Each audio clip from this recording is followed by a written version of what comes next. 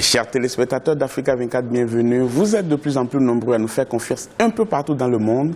Merci de votre fidélité et de votre confiance. Aujourd'hui, nous allons nous intéresser au Togo, ce pays qui vibre au rythme de la campagne électorale en vue des législatives du 20 décembre prochain. Législatives boycottées par la C14, la coalition des plus importants partis de l'opposition, qui estime que le processus est entaché d'irrégularité. Qu'en est-il concrètement? Où en est-on dans les réformes institutionnelles et constitutionnelles dans lesquelles le Togo s'est engagé depuis un certain moment? Autant de questions que nous allons poser à notre invité. Monsieur Gilbert Bawara est notre invité. Il est le ministre de la fonction publique et il représente également le gouvernement togolais dans le dialogue engagé depuis quelque temps dans ce pays. Monsieur le ministre, merci d'avoir accepté notre invitation. Merci.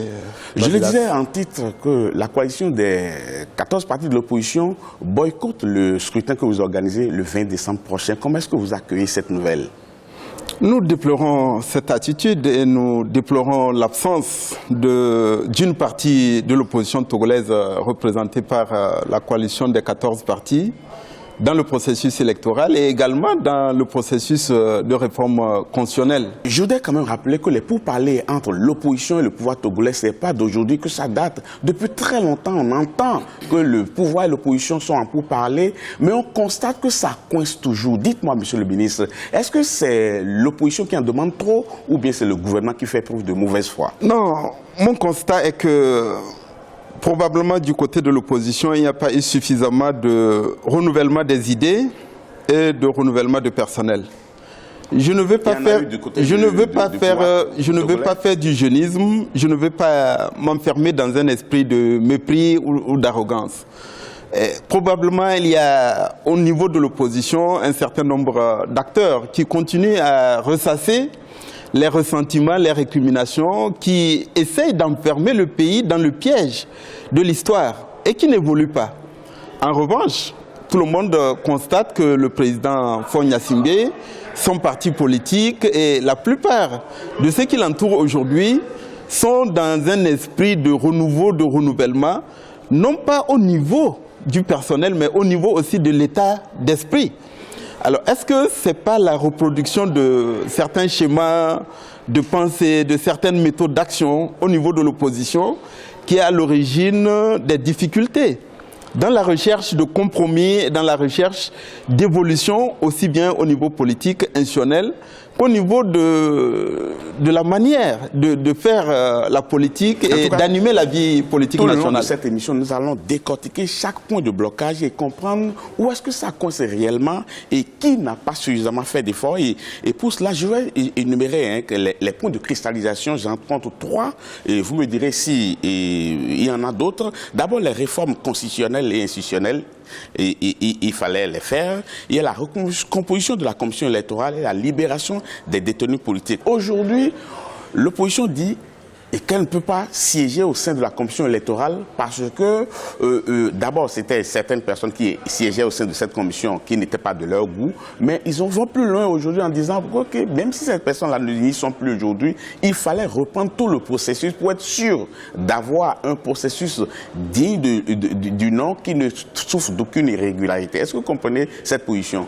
Monsieur Babilas, la commission électorale nationale indépendante CENI et l'ensemble des structures et des démembrements qui concourent à l'organisation et au bon déroulement du processus électoral, à savoir les commissions de listes et cartes, les CELI, les commissions électorales locales et même les bureaux de vote, sont composés de manière équitable et paritaire. Il y a eu un compromis pour favoriser cela, à savoir faire en sorte que l'opposition et la majorité soient représentées de manière équitable et paritaire par 8 représentants chacun, en plus du seul représentant de l'administration, dont la vocation est d'aider et de contribuer à assurer, un point que vous ne dites pas. À assurer la liaison et la coordination avec les services de l'État.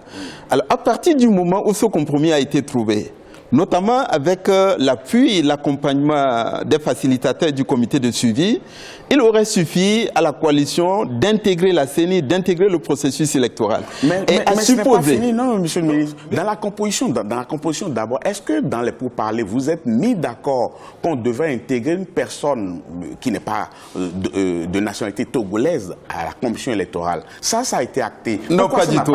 Pas du tout. Ça n'a jamais été acté. Je voudrais être sincère et vous dire que dans le rapport des facilitateurs, l'idée qu'un expert électoral étranger, notamment de la sous-région, puisse superviser les opérations électorales, superviser le déroulement des élections, a été évoquée et mentionnée même dans le rapport des facilitateurs. Mais ce rapport des facilitateurs a fait l'objet de discussions et de délibérations entre les chefs d'État et de gouvernement qui ont participé au sommet. Et ce à quoi nous sommes tenus, c'est d'exécuter scrupuleusement les décisions qui ont été prises par les chefs d'État. Il n'y a jamais eu ni de consensus, ni de points prévus dans les décisions des chefs d'État et de gouvernement de la CEDEAO. Ça, c'est pour ce qui concerne la composition. Maintenant, cela étant, oui.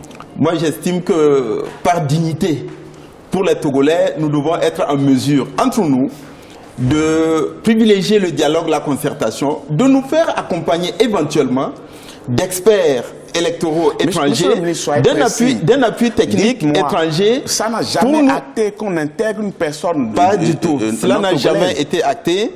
Et naturellement, la dernière fois que nous étions à Conakry, du 3 au 6 novembre 2018, les discussions et les échanges qui ont eu lieu de manière séparée, sans la présence de la délégation gouvernementale, entre le facilitateur et la délégation de la coalition, nous ne savons pas qu'est-ce qui a été discuté et qu'est-ce qui a été convenu.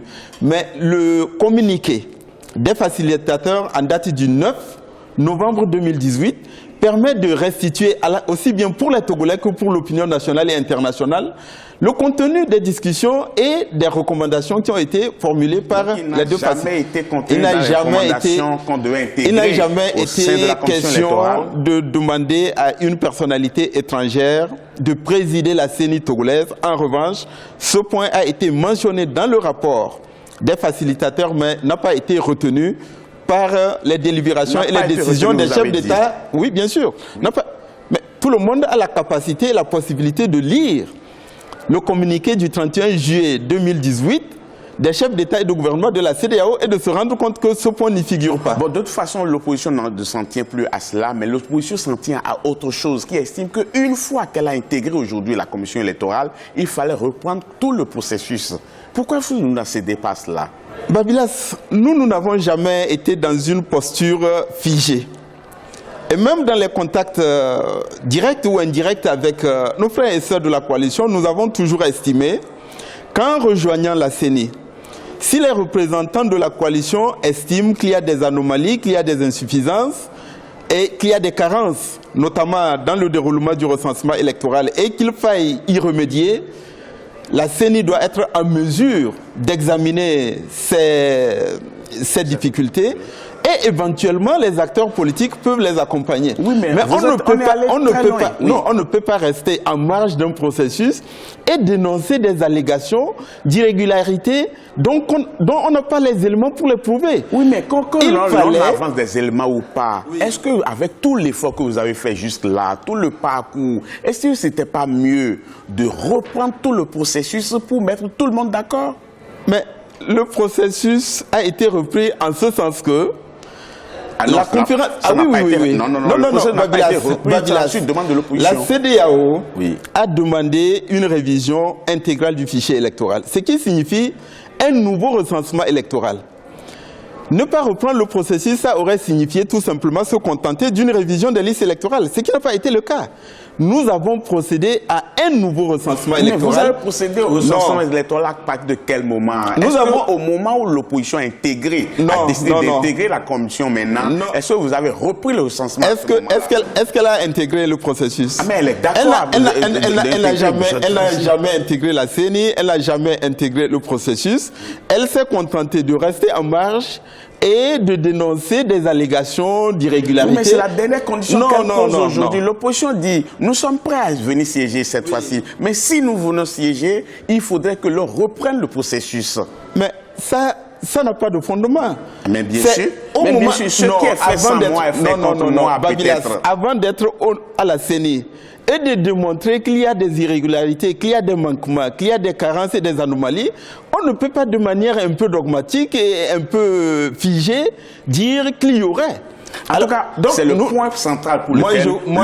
Nous croyons qu'il aurait été beaucoup plus raisonnable et plus responsable de rejoindre la CENI, de rejoindre le processus électoral et de contribuer à démontrer en quoi, notamment le recensement électoral, contiendrait des insuffisances. Il y a un paradoxe quand même dans ce que vous dites. Vous êtes d'accord avec moi qu'au moment où l'opposition avait commencé par contester le processus, l'opposition n'est pas allée s'inscrire sur les listes électorales. Et la loi électorale dit que qui ne s'est pas inscrit n'est pas électeur, il n'est pas éligible.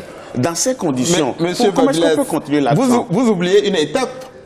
Que du 3 au 6 novembre, nous avons été à Conakry, nous avons eu des discussions avec le facilitateur, qu'à l'issue de ces échanges et de ces concertations, 2 mesures importantes ont été préconisées par les facilitateurs. En premier lieu, veiller à ce que le représentant de l'UFC au niveau de la CENI se retire au profit d'un candidat de l'ANC. Cela a été exécuté presque instantanément et concomitamment. Oui, ça, c'est un point de blocage aujourd'hui. Deuxièmement, les facilitateurs ont recommandé la prorogation du recensement électoral justement pour permettre non seulement aux acteurs politiques mais également aux citoyens qui avaient boycotté la précédente phase du recensement électoral de se rattraper. Et une fois encore, la coalition a choisi de rester en marge. La réalité est que l'opposition a toujours été dans une posture systématique de blocage et d'entrave en espérant bloquer et empêcher le processus électoral, en espérant empêcher et compromettre l'organisation des élections. Il n'y a jamais eu de volonté de on parlait de la commission électorale, mais il y a encore d'autres points de blocage, la réforme constitutionnelle et institutionnelle et la libération des détenus politiques. Où est-ce qu'on en est sur ces points-là? Pour les aborder, nous allons d'abord marquer une pause, chers téléspectateurs. Ne partez surtout pas. On marque une pause, on vous retrouve dans quelques instants. Merci.